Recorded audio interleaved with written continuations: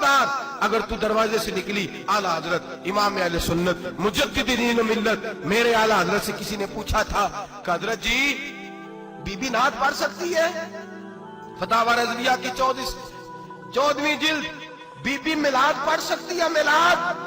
आला हजरत ने फरमाया अगर बीबी मिलाद पढ़ रही हो, नात पढ़ रही हो और उसकी आवाज गैर महरम के कानों तक जा रही हो, फरमाया उसे सवाब नहीं होगा, उसे हराम काम करने का गुनाह दिया जाएगा।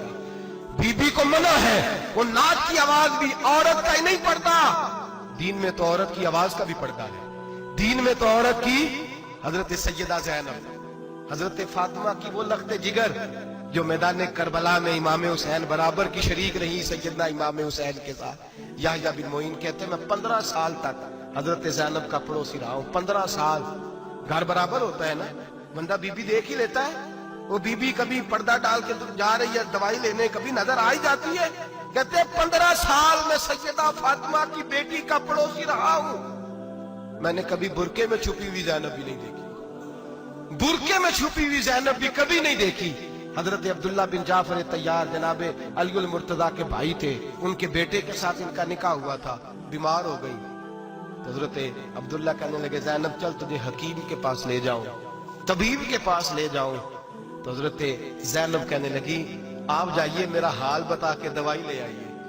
तो हजरत अब्दुल्ला जाफर तैयार कहने लगे शरीयत में गुंजाइश है डॉक्टर के पास जाने, हकीम के पास जाने की गुंजाइश है, तू चलती क्यों नहीं? तो हजरत ज़ैनब कहने लगी शरीयत में गुंजाइश तो है, पर अब्दुल्ला मेरी मजबूरी ये है कि मैं फातिमा की बेटी हूं। शरीयत में गुंजाइश तो है पर मेरी मजबूरी ये है कि मैं हुसैन की बहन हूं। शरीयत में गुंजाइश है पर मैं हसन की बहन हूं।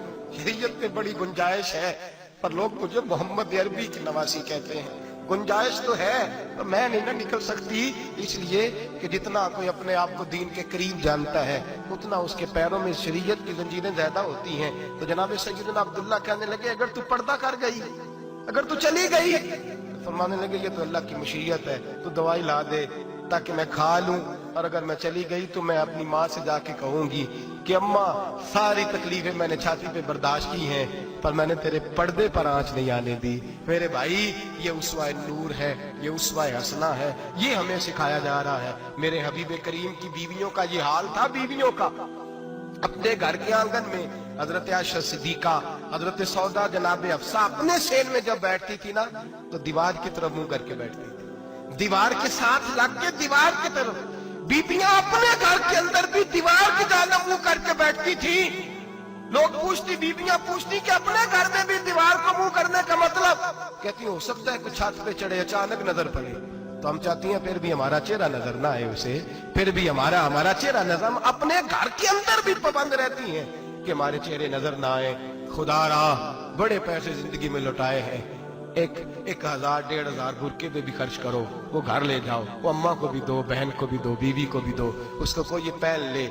इसलिए कि जब तो हजरत फातिमा के तरीके का पर्दा करेगी तो तेरे आंगन में सैयदा ज़ैनब की तरह की बेटियां पैदा होंगी, वो उस सुन्नत पे चलने वाली बेटियां तेरे आंगन में आएंगी। खुदारा मेरे भाई आज ये नियत करो, ये इरादा करो और अपने घरों को पर्दे का पाबंद बनाओ। अगर एक बेटी पर्दादार हो गई तो कई खानदान पर्दादार हो जाएंगे, अगर एक बेटी पर्दादार हो गई तो कई घराने संवरेंगे, कई जगह पे नूर फैलेगा। ऐ अर्श के मालिक, ऐ मेरे महबूब के खुदा, तुझे वास्ता है मेरे महबूब की बीवियों का और तुझे सदका हुजूर की शहजादियों का। ऐ अल्लाह इतना करम बरसा, इतनी रहमत बरसा कि मेरे वतन की बेटियां और मेरे वतन की माएं बहनें बच्चियां ये समझ जाए कि हमारी निजात सिर्फ हजरत फातिमा के बुरके में है, हजरत आयशा के पर्दे में है, सैयदा खदीजातुल कुबरा के हिजाब में है। अल्लाह करे ये समझ जाए और ये जब भी सजदा करें तुझसे हयाई मांगे, ये तुझसे जब भी सजदा करें ये तुझसे अपने लिए चादर ततहीर और पर्दा तनवीर ही मांगे। अल्लाह करे मुझ बेअमल की मुंह से निकले हुए लफ्ज किसी के दिल में तासीर बन के उतरे और फिर दुनिया के अंदर ये रिवाज आम हो कि हर कोई पर्दा करे, हर कोई बापर्दा हो जाए। ऐ अल्लाह तू तासीर नाजिल फरमा, ऐ अल्लाह तू अमल की दौलत नाजिल फरमा, ऐ अल्लाह हमारी बेटियों को इज्जत की चादर अता फरमा। हमेशा मिदहत खैरुल अनाम में गुजरे, दुआ है ये उम्र दरूद सलाम में गुजरे। आखिर